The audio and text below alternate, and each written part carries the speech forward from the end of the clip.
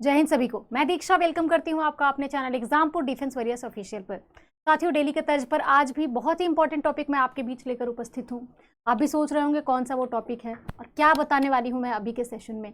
बच्चे, इतना important topic है ना, मतलब सारे ही वंश, प्राचीन काल से लेकर मॉडर्न पीरियड तक, आप कह लो आधुनिक काल तक, जितने वंशावली हो सकते हैं उन सभी के बारे में मैं डिटेल इन्फॉर्मेशन लेकर आई हूँ। लेकिन क्या सिर्फ टाइम टेबल, मतलब कि क्या कब से कब तक उनका वंश चला, पहली चीज। दूसरी जानकारी जो आपको मिलेगी वो ये मिलेगी कि प्रशासन में संस्थापक कौन था, किसने स्थापना की उस वंश की। और एक तीसरी जानकारी जो इस वीडियो के माध्यम से आपको मिलेगी वो ये मिलेगी कि आखिरी शासक कौन था। मतलब तीन चीजें, एक तो हम डेटिंग देखेंगे, कार्यकाल क्या था उस वंश का, दूसरा हम देखेंगे संस्थापक कौन था, और तीसरा आखिरी शासक कौन था। ये तीन चीजों की जानकारी आप अभी के क्लास से लेकर जाने वाले हो।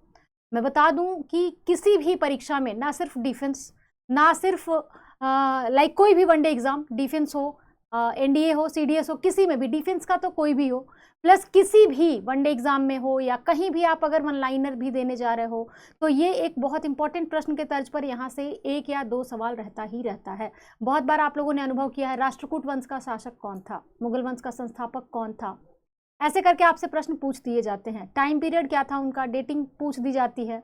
तो आपको ऑथेंटिक डेटा के माध्यम से, जो मैंने खुद से तैयार किया है, वो आपको कंटेंट यहाँ प्रोवाइड करने वाली हूँ। बहुत ही ट्रस्टेड, बहुत ही बेहतर, मैं कहूँगी कि ट्रस्टेड सोर्स के माध्यम से आपको ये कंटेंट दिया जा रहा है। तो आप लोग भी एक बार देखिए और बने रहिए हमारे साथ।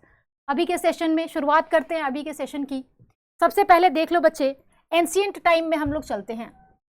एंशिएंट टाइम में हम लोग देखते हैं सबसे पहले जो वंश हमारे बीच है, हर्यंक वंश। हर्यंक वंश की अगर बात की जाए तो इसका टाइम पीरियड जो है 544 से 412 ईसा पूर्व। क्या टाइम पीरियड है?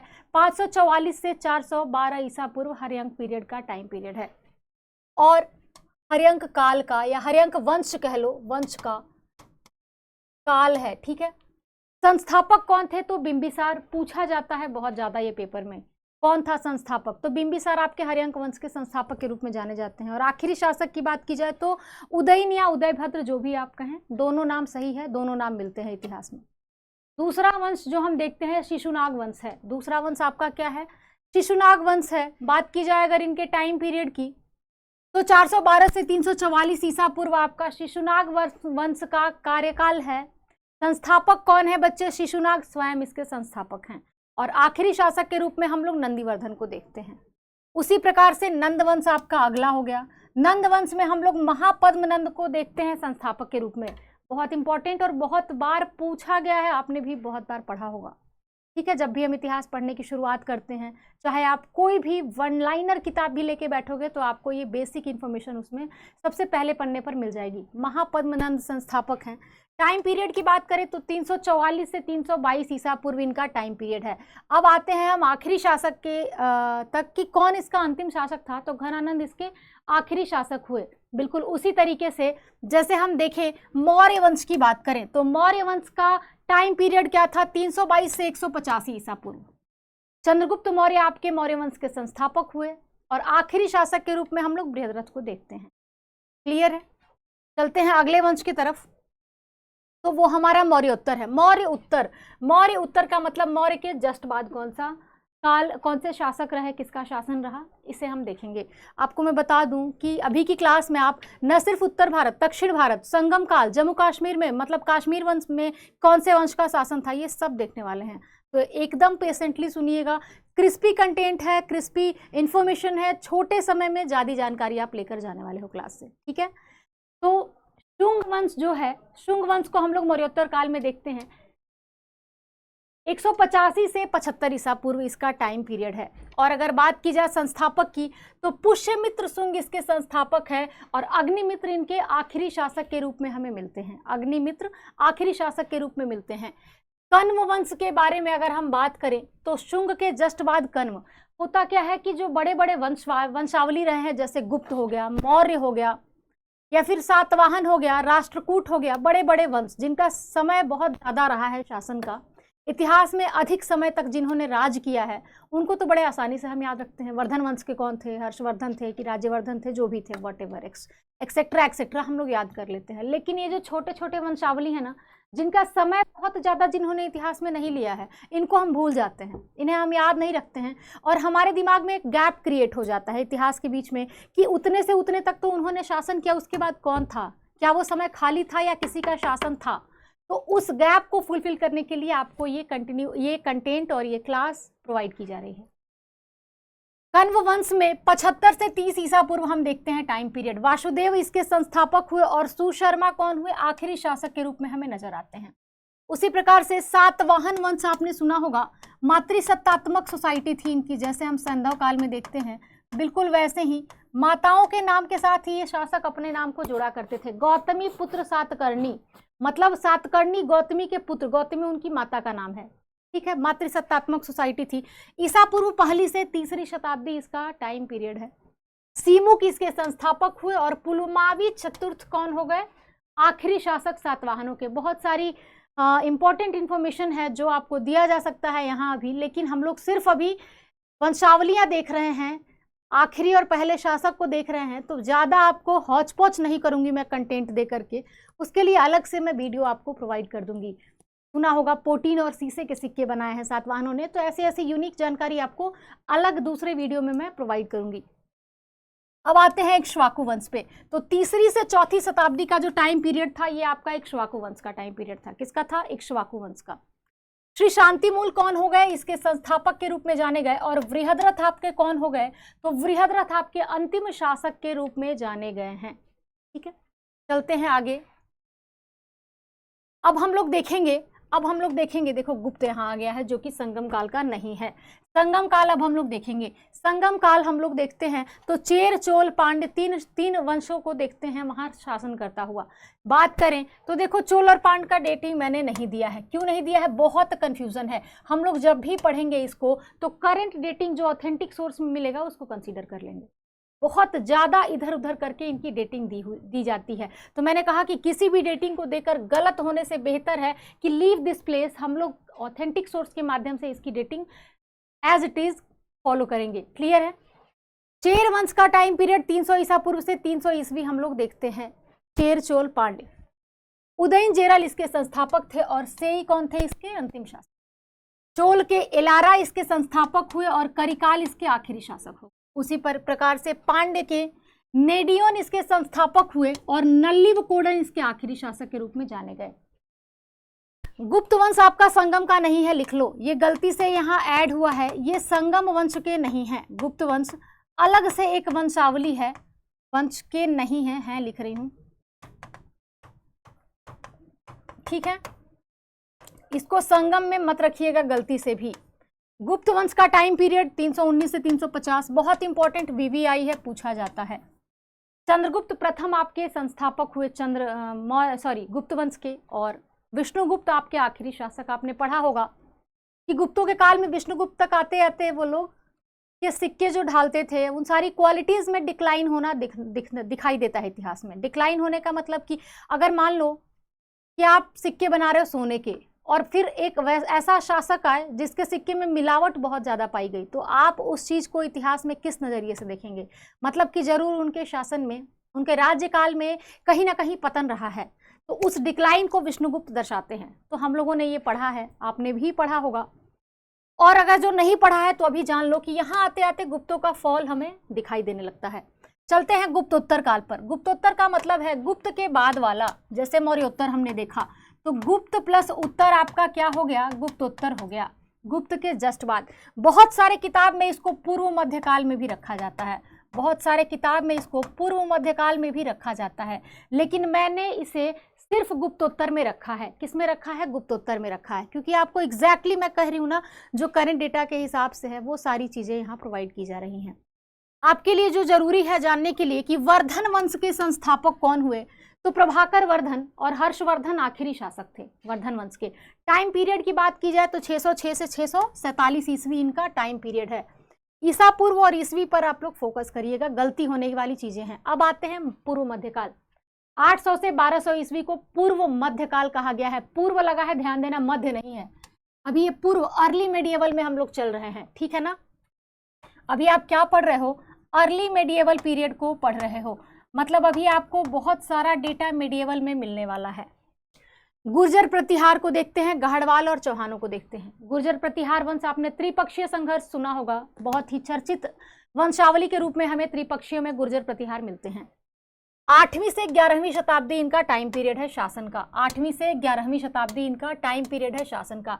बात की जाए संस्थापक की तो आदि पुरुष हरिश्चंद्र इसके संस्थापक हुए, और आखिरी शासक की बात करें तो यशपाल आखिरी शासक के रूप में हमें दिखाई देते हैं। बिल्कुल उसी तरीके से जैसे गढ़वाल वंश की अगर हम बात करें तो 1080 से 1194 ईस्वी क्या टाइम पीरियड है? 1080 से 1194 ईस्वी आपका टाइम पीरियड है। किसका बच्चे? गढ़वाल वंश का। चंद्रदेव और जयचंद्र का नाम सुना होगा। चंद्रदेव संस्थापक हुए और जयचंद्र आखिरी शासक के रूप में गढ़वालों में जाने जाते हैं। उसी तरीके से चौहान वंश पे चलते हैं। पृथ्वीराज चौहान का सुना होगा, बहुत चर्चित शासक थे इस वंश के, चौहानों के। 7वीं से 12वीं शताब्दी इनका क्या था? टाइम पीरियड था। वासुदेव चौहान संस्थापक हुए और हमीर देव आखिरी शासक के रूप में जाने गए। हमीर देव आखिरी शासक के रूप में जाने गए चौहान वंश में स्पेसिफिकली। अब हम लोग देखते हैं किन किन कालों को देखेंगे। एक तो चंदेल, जिन्होंने की क्या किया था? खजुराहो के मंदिरों का निर्माण किया था। आप लोगों ने पढ़ा है खूब खजुराहो के मंदिरों के बारे में। स्पेशली कंदैया महादेव पूछा जाता है प्रश्नों में, खजुराहो भी पूछ दिया जाता है कहाँ है, किन शासकों ने निर्माण किया है और किस धर्म के लिए ये मंदिर बनाए गए हैं। तो आपको ये सारी जानकारी दी जा चुकी है कि भाई हिंदू जैन का है, एमपी में है, खजुराहो चंदेलों ने बनाया है। अब प्रश्न ये उठता है कि इनका शासन का टाइम पीरियड क्या था? तो 831 से 1315 ईस्वी। नन्नू के संस्थापक हुए और परमर्दी देव आपके आखिरी शासक हुए। बिल्कुल वैसे ही चालुक्य जो गुजरात के, अब देखो चालुक्यों में भी 3 हैं, गुजरात के अलग हैं, परमार के अलग हैं, मालवा के परमार, सॉरी ये सही है, यस। चालुक्य गुजरात के पहले देख लो, जो 3 हुए वो मैं आपको बताऊंगी अभी आगे मिलेगा। चालुक्य गुजरात के 9वीं से 13वीं ईस्वी तक शासन किए हैं। मूलराज प्रथम संस्थापक थे और भीम द्वितीय आपके गुजरात के चालुक्यों के आखिरी शासक के रूप में जाने गए। बिल्कुल उसी प्रकार से जैसे मालवा के परमार को हम 9वीं से 14वीं देखते हैं। उपेंद्र इसके कौन हुए?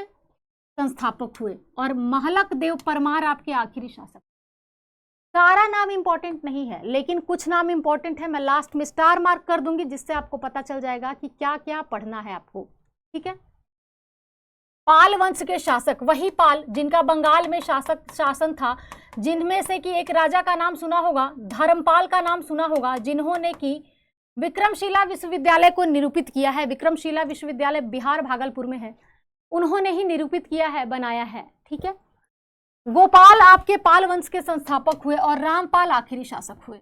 सेन वंश को देखेंगे तो लक्ष्मण सेन इसके आखिरी शासक हैं, यस। 11वीं से 12वीं शताब्दी का टाइम पीरियड इनका है। सामंत सेन पहले प्रथम शासक के रूप में कौन जाने जाते हैं? सामंत सेन जाने जाते हैं, और लक्ष्मण सेन आपके आखिरी शासक के रूप में जाने जाते हैं। कलचुरी के शासक कौन हुए भाई? त्रिपुरी के कलचुरी। कलचुरी वंश के कौन है? ये कहाँ के कलचुरी है? पहले ये देखो, त्रिपुरी के कलचुरी को आप पढ़ रहे हो। शासन का देखा जाए टाइम पीरियड तो 675 से 1212 ईस्वी इनका टाइम पीरियड है। प्रथम शासक हुए कोक्कल प्रथम, और विजय सिंह आपके त्रिपुरी के कलचुरी के आखिरी शासक के रूप में विजय सिंह को हम लोग पढ़ते हैं। अब हम आ गए काश्मीर के शासकों पर, क्योंकि बहुत इंपॉर्टेंट है। आपने रानी सुगंधा का नाम सुना होगा, दिद्दा का नाम सुना होगा, आपने सुना होगा कौन सा टेम्पल? मार्तंड मंदिर। सूर्य मंदिर जब मैं पढ़ाई थी सूर्य मंदिरों के बारे में, तो मैंने बताया था उड़ीसा का कोणार्क सन टेम्पल, मैंने बताया था गुजरात का मोढेरा टेम्पल, और मैंने बताया था कि मार्तंड सूर्य मंदिर भी है, जो कि जाता है श्रेय किसको? किसने बनाया है मार्तंड मंदिर को? तो ये बनाया है काश्मीर के शासकों ने। मार्तंड सूर्य मंदिर है, बहुत प्राचीनतम मंदिर है ये भी। सूर्य मंदिर का मतलब कहा जाए तो बहुत प्राचीनतम डेटिंग जाती है यहाँ पे। मार्तंड सूर्य मंदिर जम्मू कश्मीर के शासकों ने ही बनवाया है। सबसे पहले हम कारकोट वंश को देखते हैं, जिनका टाइम पीरियड 7वीं से 9वीं शताब्दी है, सेंचुरी है, ठीक है। अगर कोई डेटिंग कोइंसाइड कर रही है तो आप ये चीज़ मिलाना कि जरूर उनका शासन क्षेत्र अलग रहा है, तभी डेटिंग टकरा रही है। क्योंकि एक बार में एक साथ 2 राजा तो शासन मिले हैं इतिहास में, पत्तन वगैरह करके है, बहुत आप उतना डेप्थ में नहीं पूछा जाएगा, लेकिन बहुत रेयरली मिले हैं, एकाध मिले हैं। बहुत ज़्यादा नाम नहीं है कि एक राज्य में 2 राजा एक साथ शासन करें, लेकिन मिले हैं। ये अवश्य वो कहा जाए कि नहीं ऐसा नहीं हो सकता, तो ऐसी कोई बात नहीं है, ऐसा भी मिला है हमारे बीच, है सोर्सेस हमारे बीच, एग्जाम्पल्स हैं। दुर्लभवर्धन आपके संस्थापक हुए और जयापीड़ आपके आखिरी शासक के रूप में जाने गए। बिल्कुल उसी तरीके से जैसे उत्पल वंश की अगर हम बात करें तो उत्पल वंश के हमारे टाइम पीरियड देख लो, 9वीं शताब्दी तक इन्होंने शासन किया है। प्रथम शासक दैट इज की संस्थापक कौन थे? तो संस्थापक आपके अवंती वर्मन हुए और सुगंधा आपकी आखिरी शासिका हुई। यशस्कर वंश की आखिरी शासिका बहुत फेमस है, दिद्दा, 50 साल तक शासन किया था इन्होंने। 10वीं शताब्दी तक इनका हम लोग कार्यकाल देखते हैं, ठीक है। 7वीं से 9वीं, और इनका 9वीं में छोटा टाइम पीरियड था लेकिन किया है, और ये 9वीं से 10वीं, 10वीं तक मान लो इनका टाइम पीरियड। यशस्कर इसके कौन हुए? संस्थापक, और दिद्दा आखिरी शासिका। लोहार वंश ये भी कश्मीर के ही प्रचलित वंशज हैं, 1003 से 1320 तक। संग्राम सिंह कौन हुए भाई? संस्थापक, और कोटा रानी कौन हुई? ये आपकी आखिरी शासिका है। तीनों की तीनों कौन है? फीमेल रूलर्स हैं ये तीनों की तीनों, फीमेल रूलर्स शासिका के रूप में हम इन्हें देखते हैं। पूर्व मध्यकाल अब हमारा शुरू हुआ फिर से अर्ली मेडिएवल काल, लेकिन दक्षिण भारत का देखेंगे अब आप दक्षिण भारत में पढ़ेंगे। वाकाटक वंश नाम सुना होगा, कांची के पल्लव, चालुक्य, चालुक्य, लेकिन चालुक्य में ये आपके वातापी के हैं, ये कल्याणी के हैं, और ये आपके वेंगी के चालुक्य हैं, ठीक है। ध्यान से करेंगे एक एक नाम को। वाकाटक वंश 3री से 6ठी शताब्दी तक। विंध्यरचित संस्थापक हुए और हरिसेन आखिरी शासक हुए। कांची के पल्लव, पल्लव के कांची, कांची के पल्लव, जैसे भी कांची जो पल्लव वंश के रूप में हम लोग देखते हैं, तो 3री से 9वीं शताब्दी इनका टाइम पीरियड है, ठीक है। और सिंह विष्णु इनका कौन था? संस्थापक। अपराजित आखिरी शासक के रूप में जाने गए। बिल्कुल उसी तरीके से जैसे हम लोग अब वातापी के चालुक्य, कल्याणी और वेंगी के चालुक्य तीनों को एक साथ देख लेते हैं। 550 से 750, 950 से 1100 और 600 से 1200 ईस्वी इनका कार्यकाल है। पुलकेशिन प्रथम वातापी के चालुक्य के संस्थापक हुए। इसी वंश के पुलकेशिन 2 भी थे, जो आपने हर्षवर्धन के साथ युद्ध में सुना होगा, नर्मदा नदी पर जो युद्ध हुआ था। ऐहोल अभिलेख का नाम सुना होगा ना, बहुत फेमस है, रवि कीर्ति ने जिसे लिखा है ऐहोल अभिलेख, इसी वंश से वो अभिलेख भी निकल कर आया है, जिसे किसने लिखा है? रवि कीर्ति ने लिखा जाता है। बहुत इंपॉर्टेंट प्रश्न के रूप में पूछा जाता है। कीर्तिवर्मन द्वितीय कौन हुए? आखिरी शासक हुए। कल्याणी के चालुक्यों का टालिप द्वितीय आप देख लो, संस्थापक हुए। सोमेश्वर चतुर्थ आखिरी शासक। उसी तरीके से वेंगी के चालुक्यों के विष्णुवर्धन है संस्थापक, और विजयादित्य 7th हैं आपके आखिरी शासक। भौमकर वंश के कौन हो गए भाई? तो 8वीं से 10वीं शताब्दी तक का टाइम पीरियड भौमकर वंश के शासक के लिए हम लोग देखते हैं, शासन काल उनका कहा जाए तो। क्षेमकर देव आपके हो गए संस्थापक, और आखिरी शासक की बात की जाए तो कोलावती देवी आपकी आखिरी शासिका हैं। पूर्व मध्यकाल में अभी कुछ और वंश हैं, आपने भौमकर वंश पढ़ लिया है। अब आते हैं हम लोग राष्ट्रकूट पर। राष्ट्रकूट में कौन है?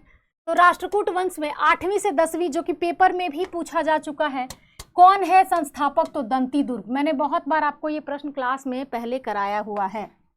दंती दुर्ग हो गए आपके राष्ट्रकूट के संस्थापक। कर्क द्वितीय आपके आखिरी शासक के रूप में जाने गए हैं। कौन है बच्चे? कर्क द्वितीय। चोल वंश का 848 से 1279 ईस्वी। संस्थापक कौन है? तो विजयालय। और राजेंद्र चोल तृतीय आपके कौन हो गए? चोल वंश के आखिरी शासक। आपने बहुत राजेंद्र, बहुत सारे नाम इसमें देखेंगे जिन्होंने मंदिरों के निर्माण कराए हैं।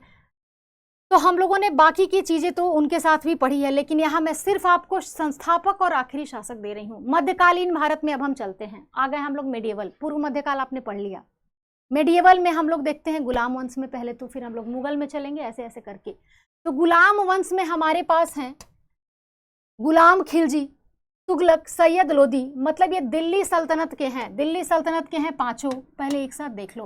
गुलाम खिलजी, तुगलक, सैयद लोदी, ये 5 आपके दिल्ली सल्तनत, जिनका टाइम पीरियड 1206 से 1526 तक देखा जाता है, सामूहिक रूप से देख लो। इसके बाद हम लोग देखते हैं विजयनगर, बहमनी, और फिर हम लोग देख लेते हैं किसको? 1526 में मुगलों का आगमन, जो कि बाबर जिसका संस्थापक था। कुतुबुद्दीन ऐबक हो गए गुलाम वंश के। जलालुद्दीन खिलजी हो गए, खिलजी के। यासुद्दीन तुगलक, तुगलक वंश के। खिज्र खां, सैयद वंश के। और बहलोल लोदी, लोदी वंश के। टाइम पीरियड देख लो तो 6 से 90 गुलाम वंश, 90 से 1320 खिलजी, 1320 से 1412 आपका तुगलक, सैयद हो गया 1414 से 1450, और लोदी का टाइम पीरियड है 1451 से 1526। ये आपका लोदी का टाइम पीरियड है, लोदी वंश का। ये आपके हो गए संस्थापक। अब देखो क्यूमर्स, आपने सुना होगा 3 वंश का एक बालक 3 वंश का था, इसे मिला था गद्दी, बाद में इसकी भी हत्या हो जाती है, लेकिन क्यूमर्स 3 साल का था जब इसे गद्दी मिली थी। कैम्यूर्स या क्यूमर्स। एच.सी. वर्मा, जो ऑथेंटिक किताबें हरिश्चंद्र वर्मा की आती है मेडिवल की, बहुत ऑथेंटिक सोर्स है, अच्छी किताबें देखोगे तो आपको वहां तक मिलेगा, अदरवाइज पहले ही अंतिम शासक को लाके खत्म कर देते हैं ये लोग इतिहास। ठीक है। नासिरुद्दीन खुसरो आपके हो गए आखिरी शासक खिलजियों के। महमूद हो गए आपके तुगलक के। नाम में थोड़ा सा अंतर है, खुसरो और महमूद की विभिन्नता है, देख लेना। आलम शाह हो गए आपके किसके, सैयद के। और इब्राहिम लोदी का नाम जरूर सुना होगा, ये आपके लोदी वंश।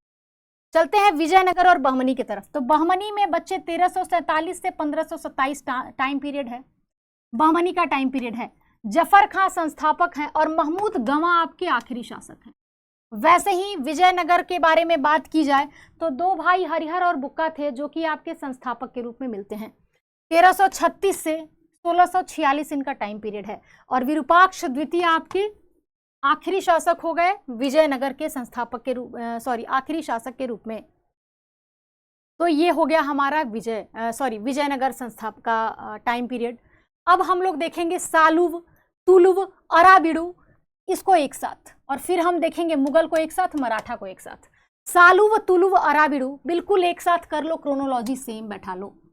1485 से लेकर 1649 तक का शासन पीरियड इनका था। नरसिंह सालुव सालुव वंश के हैं, वीर नरसिंह आपके तुलुव वंश के हैं, और तिरुमाल आपके कौन हो गए, अराबिडु वंश के हो गए। ठीक है। नरसा नायक आखिरी शासक हैं, सदाशिव आपके हो गए तुलु वंश के, और श्रीरंग तृतीय हो गए अराबिडु वंश के। ठीक है। ये सालु, तुलु, अराबिडु एक साथ खत्म कर लेना, जैसे दिल्ली सल्तनत को आपने एक बार में पढ़ा था, बिल्कुल वैसे आसानी से हो जाएगा। चलते हैं मुगल काल पे। तो 1526 से 1707 औरंगजेब तक आपका टाइम पीरियड जाता है। औरंगजेब 1707 में ही क्या किया था, डेथ, उसकी मतलब मृत्यु हुई थी। बाबर आपका संस्थापक और औरंगजेब आखिरी शासक के रूप में हमें दिखता है मुगल वंश में। मराठों पर चले तो 17वीं 18वीं शताब्दी का कार्यकाल मराठों का है। पुणे महाराष्ट्र वाला क्षेत्र इनका था, ये तो आप जानते हो, नासिक। शिवाजी संस्थापक हुए और बाजीराव आपके आखिरी शासक मराठों के हैं। अब बिल्कुल थोड़ा सा और बचा है और आपका खत्म हो जाएगा।